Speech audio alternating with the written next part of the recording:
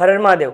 આપ સૌમાં રહેલા શિવ તત્વને મારા વંદન। મિત્રો, હું છું આપ સૌનો પ્રિય આચાર્ય સંગે શુક્લ અને આજના વિડીયોમાં આપણે ચર્ચા કરશું કે વર્ષ 2026નો સપ્ટેમ્બર મહિનો તે વૃષભ રાશિના તમામ જાતકો માટે શું લઈને આવી રહ્યો છે। વૃષભ રાશિ જે કોઈ પણ જાતકોનું નામ બ વ ઉ આ ત્રણ મૂળાક્ષર પરથી થાય છે તેના વિશે જ આજના વિડીયોમાં આપણે ચર્ચા કરવાના છે। કારણ કે હું શા માટે આટલું બધું એક્સાઇટમેન્ટ થઈ રહ્યો છું, કારણ કે તમારી તમામ બાઉન્ડ્રી લિમિટ, તમારી તમામ કન્ડિશન, તમારા માટે જે ગળાનો ફંદો હતો ને તમામ દૂર કરીને વર્ષ 2026ના સપ્ટેમ્બર મહિનામાં તમારે તેને ક્રેક કરીને આગળ વધવાનું છે। કારણ કે આ મહિનો જે પ્રમાણે તમારી ચંદ્ર કુંડળી તમારી સ્ક્રીન ઉપર દેખાઈ રહી છે ને મિત્રો, તે પ્રમાણે જો આપણે ચર્ચા કરીએ તો થર્ડ નંબરની રાશિમાં, સેકન્ડ નંબરના હાઉસમાં મંગળ દેવતા, ગુરુ દેવતા, સૂર્ય, બુધ, કેતુ, શુક્ર, રાહુ, શનિ તમામ જાણે તમારા ફેવરમાં કામ કરવા માંગે છે ને તે પ્રમાણે સંજોગો બની રહ્યા છે। કયા પ્રમાણે સમજાવું, પરંતુ તે પહેલા તમે જોશો 3, 7, 17 અને 19 આ 4 દિવસો દરમિયાન ખૂબ વધારે મહત્વપૂર્ણ ગ્રહોના રાશિ પરિવર્તન થવા છે।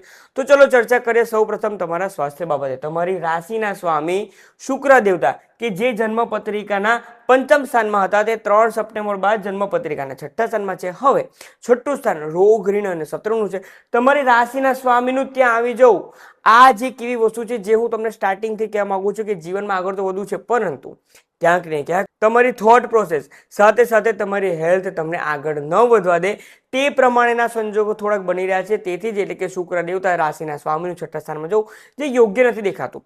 ખાસ શું છે કે ઘણા સમયથી કોઈ એવી મેટર હતી, કોર્ટ મેટર હોઈ શકે કે કોઈ પણ સંબંધોમાં વિખવાદની, કોઈ પણ તમારા એક્સ હોય કે તેના સાથેના સંબંધ હોય કે તમારા લગ્ન જેની તકલીફ હોય, તમામ વસ્તુ તમને લાગશે કે જાણે 3 સપ્ટેમ્બર બાદ જાણે તમારી સામે ફરીથી આવી રહ્યું છે।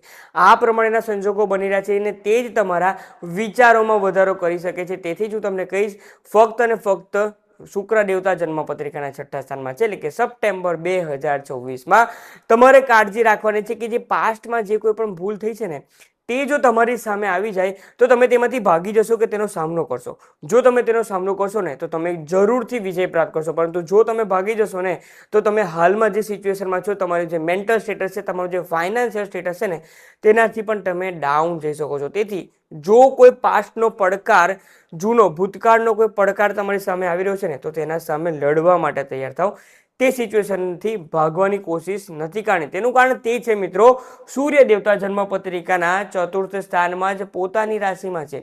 મંગળ દેવતા પણ જન્મ પત્રિકાના સેકન્ડ હાઉસમાં છે। હવે હેલ્થ બાદ આપણે વાત કરીએ, મંગળ દેવતા સેકન્ડ હાઉસમાં છે ને તે મિથુન રાશિમાં છે। તેથી સેકન્ડ હાઉસમાં તે હોવાના કારણે તમારી વાણી ખૂબ વધારે ઉગ્ર કરી શકે છે। તમે ઓવર એક્સપ્રેસિવ થઈ શકો છો।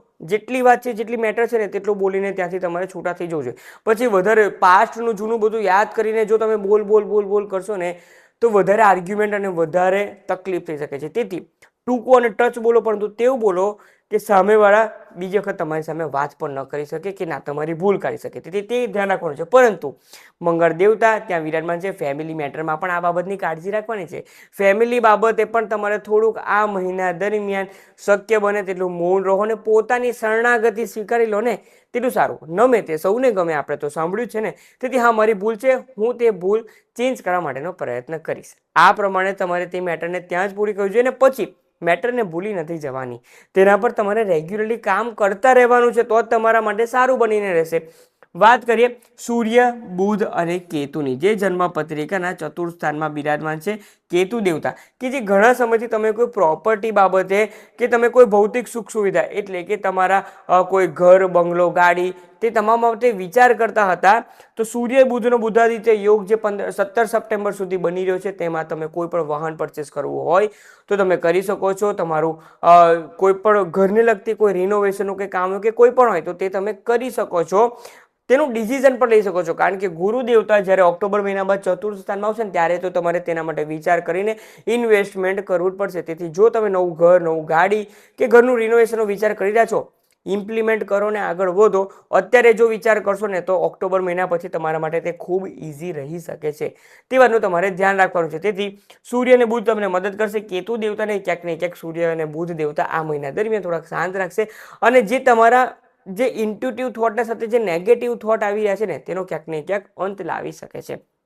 ગુરુ દેવતા જન્મ પત્રિકાના તૃતીય સ્થાનમાં છે. હવે તમે જોજો કયા પ્રમાણે ગ્રહોનો ખેલ થઈ રહ્યો છે. તે ગુરુ દેવતા તેમની 1, 2, 3, 4 અને 5 તેમની પંચમ દ્રષ્ટિ આપી રહ્યા છે જન્મ પત્રિકાના સપ્તમ સ્થાન પર, અને ત્યારબાદ તેમની સપ્તમ દ્રષ્ટિ આપી રહ્યા છે જન્મ પત્રિકાના નવમ સ્થાન પર, અને તેમની નવમ દ્રષ્ટિ આપી રહ્યા છે જન્મ પત્રિકાના એકાદશ સ્થાન પર.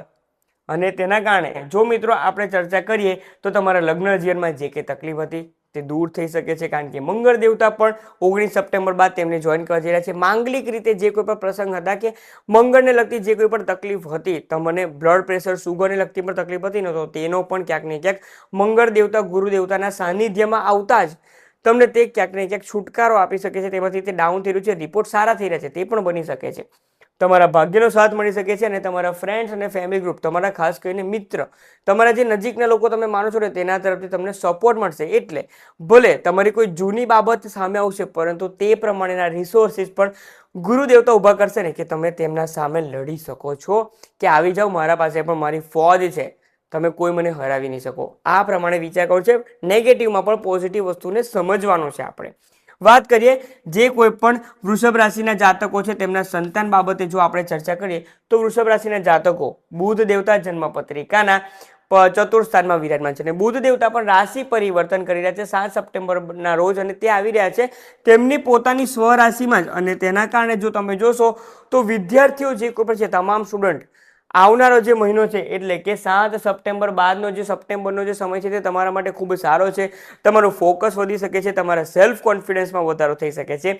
અને સાથે સાથે જો વાત કરીએ તો આ મહિના દરમિયાન જો કોઈ કોમ્પિટિટિવ એક્ઝામ કે કોઈની પણ તૈયારી કરી રહ્યા છો ને, તો તમે તેવા ક્વેશ્ચન્સ વાંચી શકો છો કે જે તમને આગળ જતાં ખૂબ વધારે મદદરૂપ થઈ શકે છે. તે પ્રમાણે તમે જો કોઈ પણ રીતે વિદેશમાં જઈને કંઈક ભણવાનું પ્લાનિંગ કરી રહ્યા હતા, કે પછી તમે કોઈક એવો કોર્સ પરચેસ કરવા માંગતા હતા કે જે તમારું એક સપનું હોઈ શકે, તો તે તમામ બાબતે તમને તેમાં સફળતા મળી શકે છે. તે રીતે આગળ વધવું જરૂરી રહેશે.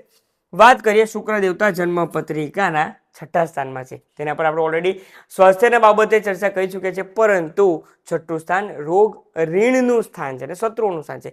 ઋણ બાબતે કહું ને તો આ મહિનામાં જેટલું ઓછું ઇન્વેસ્ટમેન્ટ કરશો તેટલું તમારા માટે લાભદાયક રહેશે. તેથી ઇન્વેસ્ટમેન્ટનું સપ્ટેમ્બર 2026માં વૃષભ રાશિના જાતકો વિચાર કરવો જોઈએ નહીં. તે ઇન્વેસ્ટમેન્ટ તમને રિટર્ન ઓફ ઇન્વેસ્ટમેન્ટ બહુ ઓછું આપશે.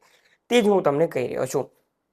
તમારા લગ્ન જીવન બાબતે વાત કરીએ તો લગ્ન જીવન સ્થાનના માલિક મંગળ દેવતા વિરાજમાન છે જન્મ પત્રિકાના સેકન્ડ હાઉસમાં. એટલે કે તમે ભલે ઘરમાં કોઈ હીટેડ આર્ગ્યુમેન્ટ થાય, કંઈ પણ થાય, પરંતુ તમારા લાઈફ પાર્ટનર કોઈક ને કોઈક રીતે તમને સપોર્ટ કરી રહ્યા છે, તેવા સંજોગો બની રહ્યા છે. અને ત્યારબાદ 19 સપ્ટેમ્બર બાદ જ્યારે ગુરુ દેવતાના સાનિધ્યમાં આવશે ને, ત્યારબાદ તો તમારા લાઈફ પાર્ટનર તમને બહુ જ વધારે મદદ કરી રહ્યા છે, તમને આગળ વધારવા માટે, ઉઠાવવા માટે, જાણે એ એમનું બીજું કામ સાઈડ પર છોડીને તમને વધારે ફોકસ આપી રહ્યા છે ને, તેવા સંજોગો બની શકે છે. તેથી આ તકનો તમારે લાભ ઉઠાવવો જોઈએ. તમારા ભાગ્ય ભુવન બાબતે વાત કરીએ તો ભાગ્ય ભુવનના સ્વામી શનિ દેવતા ઈચ્છા પૂર્તિ સ્થાનમાં વક્રી અવસ્થામાં છે. મિત્રો હવે તમારે આ સમજવાની જરૂર છે, ગુરુ દેવતાની દ્રષ્ટિ ભાગ્ય ભુવન પર થઈ રહી છે, અને ભાગ્ય ભુવનના સ્વામી ઈચ્છા પૂર્તિ સ્થાનમાં છે.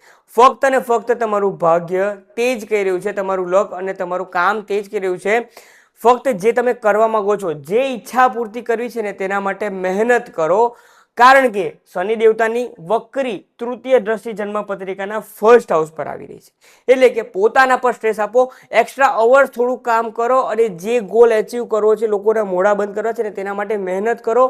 મહેનત કરશો તો ભાગ્યના ઉપર ગુરુ દેવતાની દ્રષ્ટિ છે, ઉચ્ચ રાશિના ગુરુની દ્રષ્ટિ છે, તમારી ઈચ્છા જરૂરથી પૂર્ણ થશે. ફક્ત જે આળસ છે, જે કોઈ પણ કાર્યની શરૂઆત કરો છો ને ત્યારબાદ તમે તેને પૂરું નથી કરતા ને, તે પેટર્ન તમારી ચેન્જ કરો.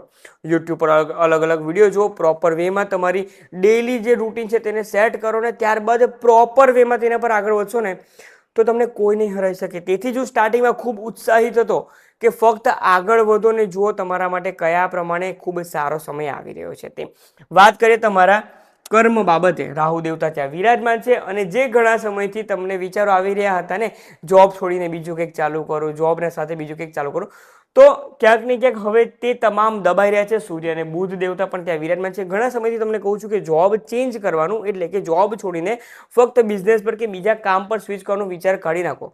તો હવે ધીમે ધીમે તે વિચાર દૂર પણ થઈ ગયો છે, કારણ કે રાહુ દેવતાના સામે સૂર્ય બુધ ત્યાં આવી રહ્યા છે. તેથી જ હું તમને કહીશ કે જે તમે પ્રોપર વેમાં જોબ પર છો તેના પર જ વિચાર કરો. શોર્ટકટ જે તમે કરવાનો વિચાર કરી રહ્યા છો તે શોર્ટકટના વિચારો તમારે દૂર કરી દેવા જોઈએ, તો જ તમને ખૂબ સારી સફળતા મળશે. અને એક સેલ્ફ સેટિસ્ફેક્શન નામની પણ વસ્તુ હોય છે, મને આટલું મળે છે ને હું તેનાથી ખુશ છું, આ પ્રમાણેનું માઇન્ડમાં થોટ પ્રોસેસ લાવશો તો વધારે સારું છે. તો આ પ્રમાણે વૃષભ રાશિના તમામ જાતકો વર્ષ 2024નો સપ્ટેમ્બર મહિનો તમારા માટે આ પ્રમાણે કંઈક પોઝિટિવ તો કંઈક નેગેટિવ અને કંઈક પોતાના પર વિચાર કરવાના સંજોગો લઈને આવી રહ્યા છો. પરંતુ હવે આપણે આગળ વાત કરીએ ઉપાય બાબતે. તો ઉપાય પહેલા હું મિત્રો તમને તે જ કહીશ, આચાર્ય સંકેત શુક્લ યુટ્યુબ ચેનલને જરૂરથી સબસ્ક્રાઇબ કરો. તેનું કારણ તે છે કે જે પ્રમાણે આ વિડીયો તમને પસંદ આવ્યો છે ને તે પ્રમાણે અગણિત વિડીયો એટલે કે ન્યુમરોલોજી, વાસ્તુશાસ્ત્ર, તમામને લગતા વિડીયો અને કોર્સિસ, તમારી રાશિના વિશે શું કહેવા માંગે છે તમારી રાશિ, તમારી જાતને, તે તમામ વિડીયો ઓલરેડી અવેલેબલ છે, તમે જોઈ શકો છો.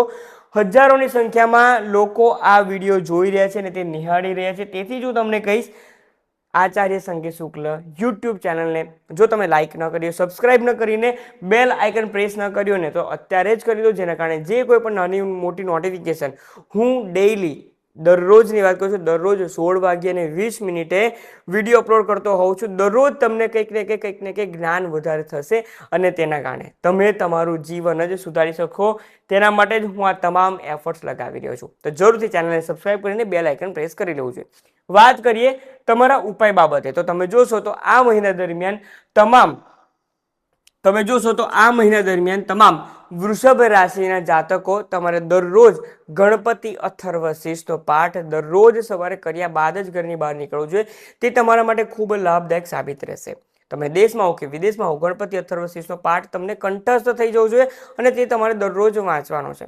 શ્રાવણ મહિનો ચાલે છે તો મહાદેવનો ઉપાય આપો તો ખૂબ જરૂર છે. દરરોજ સવારે અડધો કપ દૂધમાં થોડા મસૂર અને સાથે સાથે પીળી સરસવ અને લીલા મગ, 3 વસ્તુ ભેગા કરો અને મહાદેવ પર અભિષેક કરો, જેના કારણે આ મહિનામાં જે કંઈ પણ સુડીના ઘા છે તે તમારા માટે સોંથી જઈ શકે છે. જે લોકો ભારત દેશમાં છે, તમારે મંદિરે જશો, શ્રાવણ મહિનો છે, મંદિરે જશો તો તમારા માટે ખૂબ શુભ રહેશે. પરંતુ જો તમે વિદેશમાં છો તો તમારા ઘરમાં જ જે શિવલિંગ છે તેના પર જલાભિષેક કરો.